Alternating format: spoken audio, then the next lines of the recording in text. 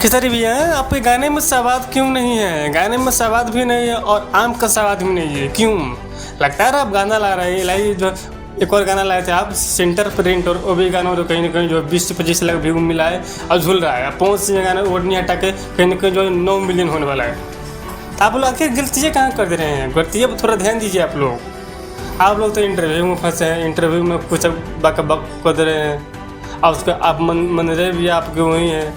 वो जो है उसका मतलब जो मत पूछिए, अब जो पूरा सारा का सारा हद पार हो गया है। आप गाना पर लोग फोकस क्या कर रहे हैं?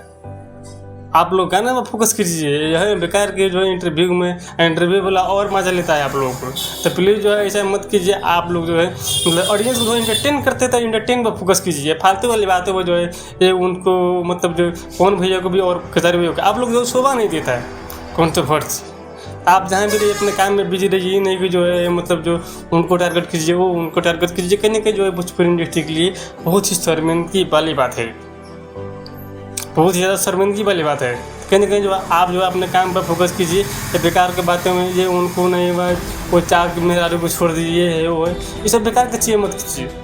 कहीं ना कहीं जो है आप लोग जो है थोड़ा बहुत ज़्यादा जो है इमेज डाउन होता है कि भोजपुरी इंडस्ट्री में दो कलाकार है आपस में लड़ते रहते हैं। तो प्लीज़ जो है इस तरह के हरकत मत कीजिए।